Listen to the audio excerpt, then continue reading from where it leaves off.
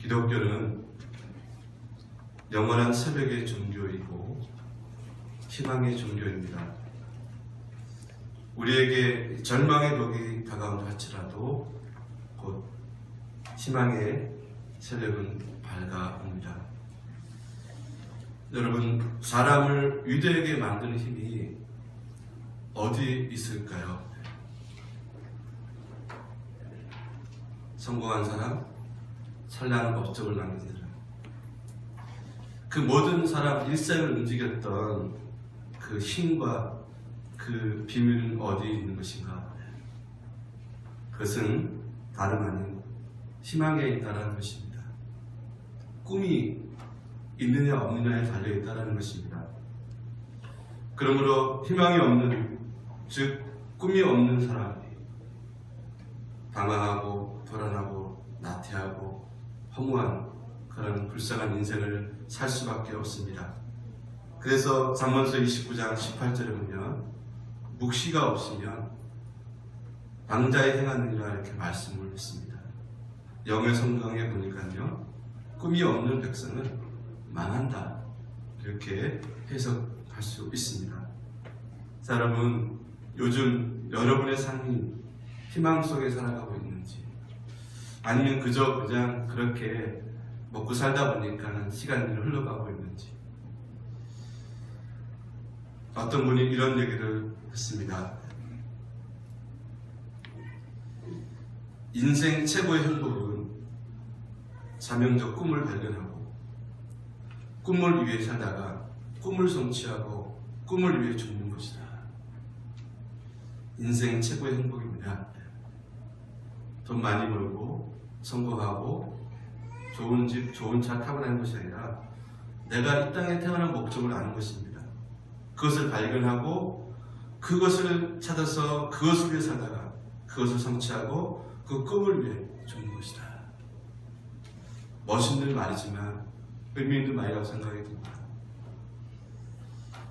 성경은 우리 믿는 사람을 향해서 희망의 사랑, 꿈의 사랑이라고 말씀하고 있습니다. 요엘서 2장 28절을 보게 되면 그 후에 내가 내 영을 만민에게 부어주리니 너희 자녀들이 장래를 말할 것이요 너희 늙은이들은 꿈을 꾸며 너희 젊은이들은 이상을 볼 것이다. 여기서 꿈을 우리는 희망이라고 이렇게 말할 수 있는데요, 하나님 우리에게 희망을 주셔서 목표를 세워서 위대한 인생, 찬란한 인생, 성공적인 인생을 살기를 원하십니다. 저는 개인적으로 제 책상 앞에 하나의 글이 있습니다. 우공이상이라는 그 고사성어인데 언젠가 한번 제가 말씀드린 기억이 나는데요. 이 고사성어를 보면서 또 마음의 희망을 또 새겨봅니다. 내용이 뉴스 한 노인이 집을 가로막고 있는 산이 보기 싫어서 그래서 산을 옮기기 위해서 산을 파기 시작합니다. 사람들이 비아냥거리죠. 어느 세월에 저 큰 산을 당신이 옮길 수 있겠냐 하는 겁니다. 우공이라는 사람이 대답하기를 산이 없어질 때까지 팔 것입니다. 내가 안 되면 내 아들이 파고, 내 아들이 안 되면 그 아들이 파고, 또 그 아들이 파다 안 되면 또 그 다음 아들이 파면 되는 거 아니겠습니까? 이런 이야기의 내용이 우공이상이라는 거예요. 저는 이것을 희망이라고 말하고 싶습니다. 저는 이렇게 아직은 목회도 뭐 이렇게 많이 못했고 또 이렇게 작은 교회 목회하고 있지만은 이런 마음을 가지고 있습니다. 내가 꼭 뭔가 해야 된다라는 부담감을 갖지 않고 내 뒤에 뭔가 이루어내야 된다라고 하지 않습니다. 그저 묵묵히 내가 하는 일을 하다 보면 언젠가 하나님께서 기회를 주실 것이고 또 내가 못하면 다음 사람이 되는 것이고, 그래서 저는 이 계단을 그려봅니다. 계단이 한 계단, 두 계단, 세 계단, 네 계단, 다섯 계단이 올라가듯이 제 역할이 두 번째 계단이라면 두 번째 계단에서 열심히 하면 되는 것이다. 이런 생각을 가지고 있는데요. 저는 이것을 희망이라고 생각하고 그 희망이라고 보고 있습니다. 내가 뭘 꼭 이루어야 된다, 이루어지지 못했다, 했다가 아니라 내가 있는 자리에서 최선을 다하는 것. 이것이 희망이라고 말하고 있습니다. 그리고 하나님께서 기쁘게 여기시는 것이 있는데요. 그것은 뭐냐면 시편 137편 1절부터 6절 말씀이 되겠습니다. 제가 자주 들여다보는 말씀 가운데 하나인데요. 악을 행하는 자들 때문에 불평하지만요, 불의를 행하는 자들을 시기하지 말지어다. 그들은 풀과 같이 속히 배임을 당할 것이며 푸른 채소같이 재단할 것이로다. 여호와를 의뢰하고 선을 행하라. 땅에 머무는 동안 그의 성실을 먹을거리로 삼을지어다. 또 여호와를 기뻐하라. 그가 내 마음의 소원을 이루어 주시리로다. 내 길을 여호와께 맡기라. 그를 의지하는 그가 이루시고 그의 일을 빛같이 나타냈으며 내 공의를 정오의 빛같이 하시리로다. 예. 여러분 뭐라고 말씀하고 있습니까? 악을 행하는 자로 인해서 불평하지 마라. 요즘 불평가리 많죠, 그죠? 이 말씀을 예를 들면 우리가 신앙도 보면 전도를 한다 생각했을 때 주위에서 우리에게 여러 말을 합니다. 그런 말들 때문에 걱정하지 말라는 거예요. 신앙생활 좀 열심히 하면은 주변 사람들이 우리에게 뭐라고 말합니다. 심지어는 같은 교회에 나간 사람들조차도 이 말 저 말 말이 많습니다. 그런 말들 때문에 걱정하지 말라는 거예요. 의를 행하고 선을 행할 때 마음의 소원을 이루어주신다고 했습니다. 여러분 이것이 우리의 희망이 아니겠나 싶습니다. 이것이 또한 우리의 믿음의 행복이 아닌가 싶습니다. 하나님을 믿고 예수 그리스도를 믿고 성령을 믿는 우리 자신이 자체가 희망이다라는 것입니다. 오늘 본문의 이야기는 이렇습니다. 예수님께서 유대인의 명절에 대해서 예루살렘에 올라가셨습니다. 예루살렘은 성벽을 쌓고 문들이 있었는데 그 중에 하나 양문이라는 것이 있습니다. 그 양문 곁에 베데스다라는 연못이 있고 베데스다 연못은 간헐천입니다. 간헐천이라는 것은 샘물이 솟았다가 다시 툭 끊어지고 그러다가 다시 갑자기 솟아오르는 그런 천이 바로 간헐천인데요. 이 샘물이 솟아오를 때 물이 뒤집힙니다. 전설에 의하면 천사가 내려와서 물이 뒤집어 놓는 것인데 그리고 그럴 때 제일 먼저 뛰어드는 사람 무슨 병이든 다 낫는 그런 전설이 있었다는 겁니다. 그 전설을 믿고 베데스다 연못에는 여러 병든 사람들이 모여들기 시작했습니다. 그 중에 38년 된 명자가 예수님을 만나 건강함을 얻었다는 그런 내용입니다. 그런데 우리 본문에서 생각해 볼 것이 있습니다. 38년 된 병자, 38년이나 긴 생활을 병자로 살았습니다. 그런데 38년 된 병자가 자시병을 고치고자 베데스다 연못에 있습니다. 38년, 뭘 말하는 것일까? 절대로 포기하지 않았다는 숫자입니다. 자신을 포기하지 않았기에 고침받을 수 있는 위대한 역사를 만들어냈다는 거죠. 자, 여러분, 많은 사람들이 여러분 인생을 살아오면서 성공한 경우도 실패한 경우도 있을 텐데 여러분 실패의 원인이 뭘까요? 돈이 없어서 그랬을까요? 부모 잘 못나서 그랬을까요? 자, 우리는 너무 쉽게 포기한다는 것입니다. 그래서 실패하는 것이고 이렇게 되면 아무것도 할 수 없다라는 것입니다. 하나님은 절대 자신을 포기하지 않는 사람을 찾아오십니다. 그런 사람을 하나님을 축복하십니다. 하나님을 바라보면서 어떤 어려움에도 자신을 포기하지 않는 사람, 그런 사람이 하나님의 축복을 받은 사람이 되는 것입니다. 따라서 오늘 본문을 통해서 다음 같은 은혜를 우리가 누릴 수 있는데요. 그것은 먼저 베데스다 연못을 찾아오시는 예수님. 베데스다라는 말은 자비의 집이라는 뜻입니다. 물이 동할 때 하나님의 자비와 은총이 있기를 위해서 문제가 많고 가난하고 힘든 사람들이 연못가에 와 있었습니다. 혹시 물이 동할 때 자신이 제일 먼저 들어갔으면 나을 수 있기 때문에 모여든 것입니다. 오늘 3절 보니까요, 그런 많은 그런 병든 자들의 내용이 나오고 있습니다. 너무 많은 병자들이 병 고치러 기다리고 있었습니다. 이 모습을 보면 여러분 무슨 생각이 드십니까? 저는 좀 처절하지 않았나 생각이 들어요.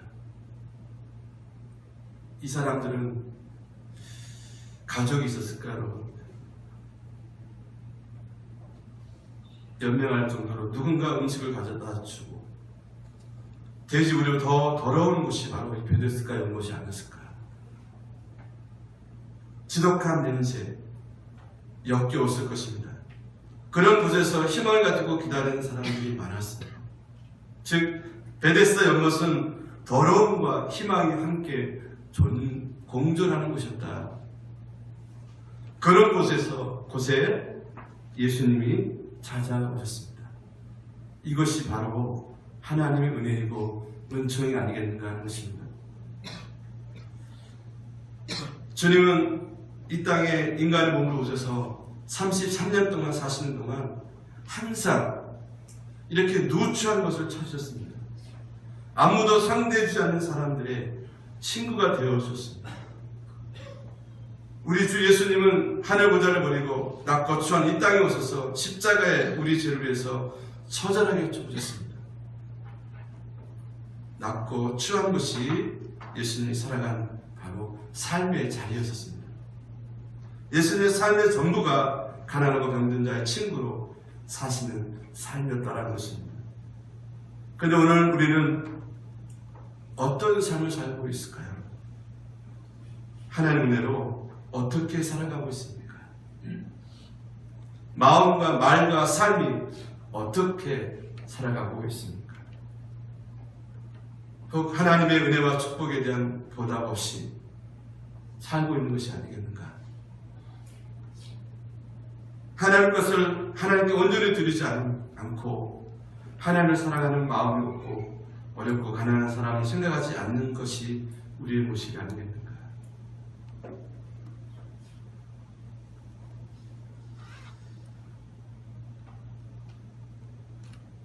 알지만 행동으로 옮기지 못하고 실천하지 못하는 것이 우리의 연약한 모습이 아니겠는가 생각하게 됩니다.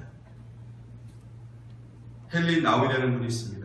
상처 입은 자의 치유라는 그런 책을 쓴 분인데요.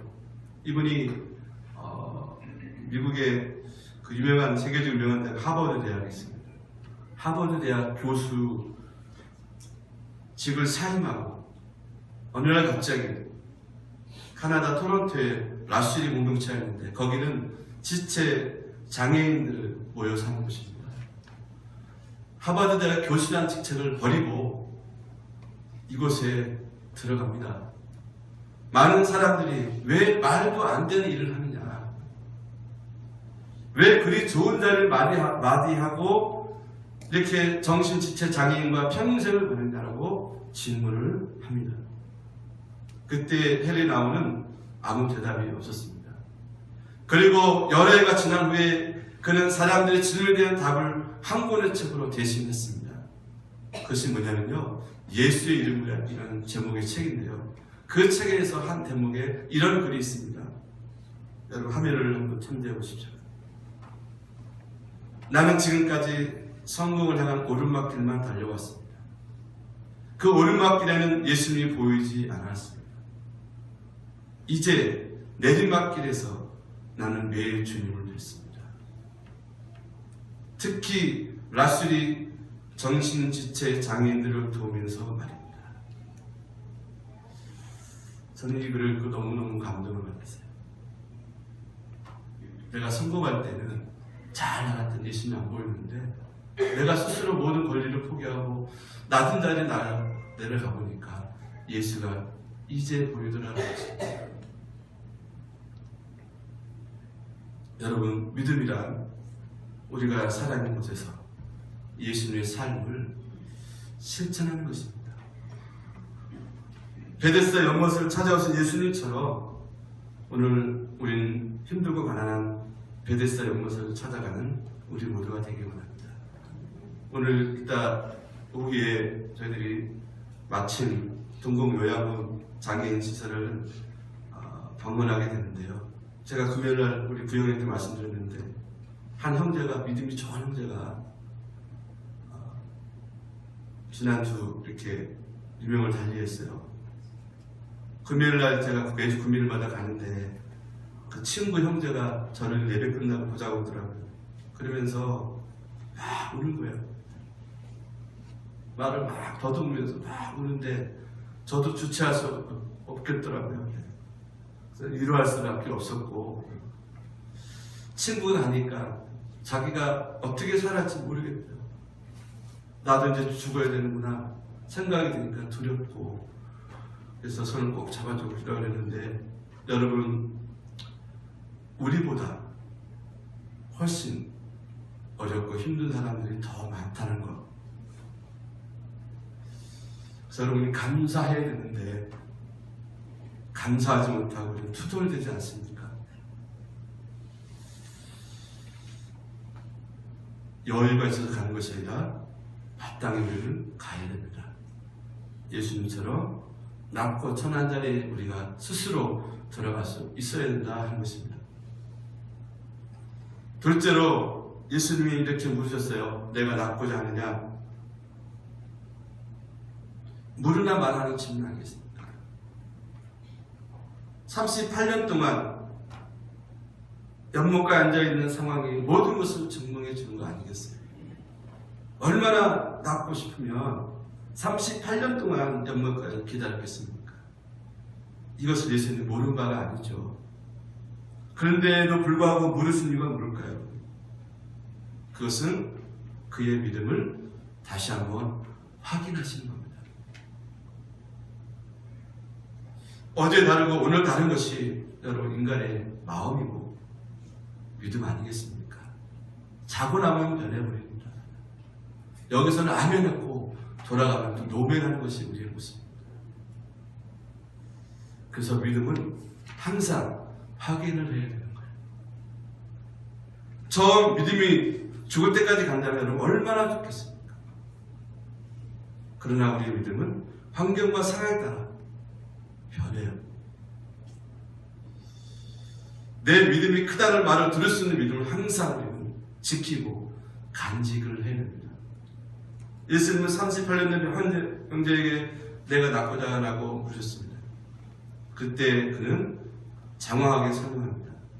우리도 갈 때 빨리 들어가야 하는데 자신의 몸은 불편해서 갈 수가 없다는 것입니다. 한마디로 안타깝다라는 거예요. 마음은 원이지만 몸이 따라주지 않는다는 겁니다. 이 말에는 이 사람의 믿음이 들어가 있는 것입니다. 얼마나 간절히 원하는지를 잘 보여주고 있습니다.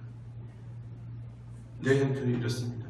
그러니 예수님 나를 좀 불쌍히 여주시고 나를 좀 도와주십시오. 바로 그 말입니다.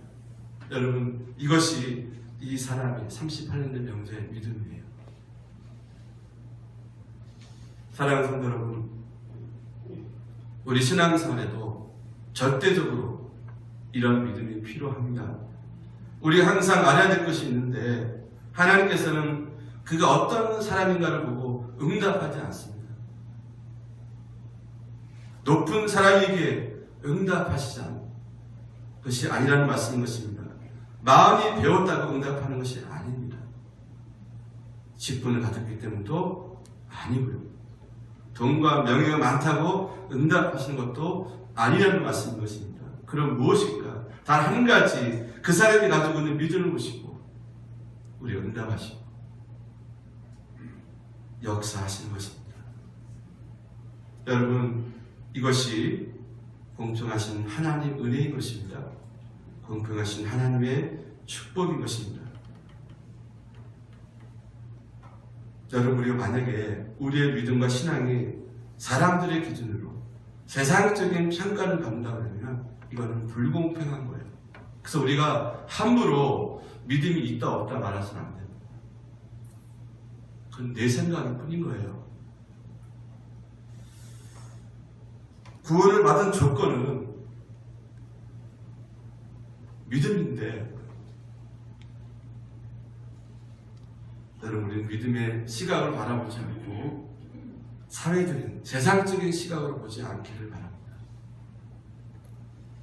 문제를 해결하는 것도 바로 이런 믿음이라는 것을 여러분 기억하시기 바랍니다. 하나님은 믿음 하나만 것입니다. 다른 것을 보시지 않습니다. 오직 이 믿음 하나인 것입니다. 그러므로 오늘 우리에게 있어서 가장 중요한 것은 하나님을 축복하실 수 있는 믿음을 갖는 것입니다. 여러분, 이런 믿음을 가지시기를 주의 이름으로 간절히 축원함을 드립니다. 우리 주님께서는 늘 병자들 고치시는 하시는 말씀이 있습니다. 그것은 뭐냐면 내 능력이 너를 고쳤다가 아니라 내 믿음이 너를 고쳤다라는 거예요. 우리가 보통 뭘 하면 은근히 내가 드러나게 원합니다. 예수님은 절대로 그러지 않았어요. 너의 믿음이 너를 고쳤다. 그러므로 오늘 우리에게 가장 요청되는 것은 뭐냐면 또한 믿음이라고 말씀드리고 싶습니다. 여러분, 이왕 교회에 다니실 거예요. 이왕 예배를 나오실 거예요. 큰 믿음을 가지시고 사시고 돌아가신 여러분 되시기 바랍니다. 사랑하는 성도 여러분, 오늘 우리가 사는 이 시대는 여러 가지 문제가 있지만 과연 교회의 문제는 무엇일까? 한국 교회의 문제는 무엇일까? 여러분 잘 아시죠? 뭘까요? 저는 이렇게 진단하고 싶습니다. 교회 일들을 믿음으로 하지 않는다는 거예요.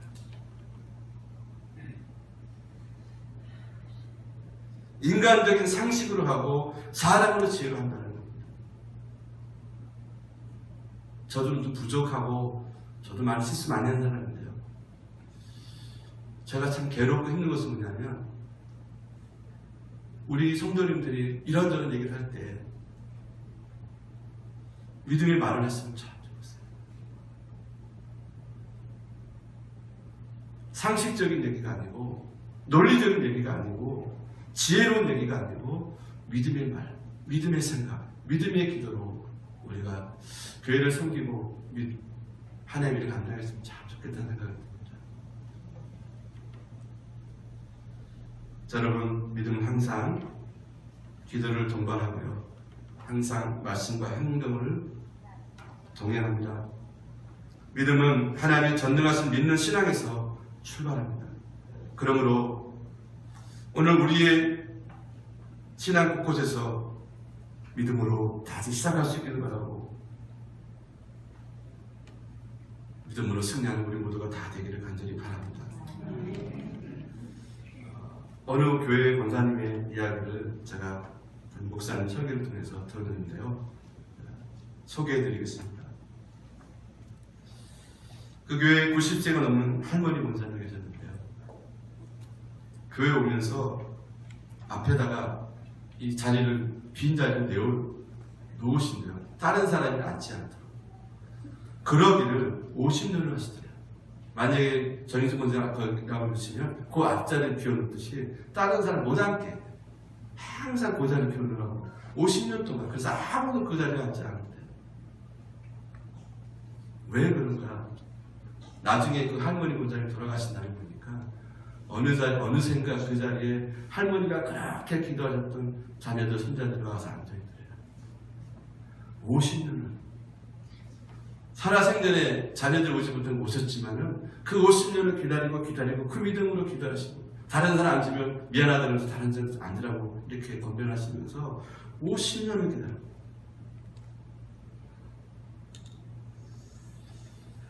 여러분, 이것이 희망이 아니겠습니까? 우리가 뭔가 지금 당장 이루어지지 않았더라도 이루어지기도 하고 희망을 통해 기다립니다.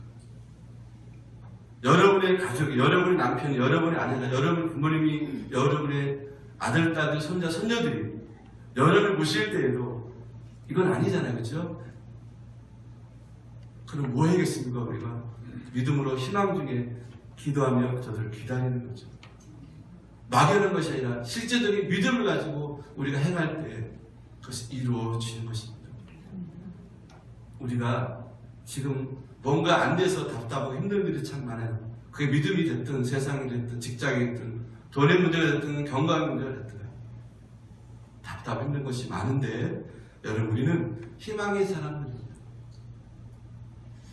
희망 중에 기다리고 기도하며 그 믿음으로 사는 사람들이 저와 여러분들 있습니다. 여러분 이 믿음을 가지시고 삶의 자리에서 항상 은혜 복을 받으시는 여러분 되시기를 주의 이름으로 간절히 축원하며 드립니다. 기도하겠습니다.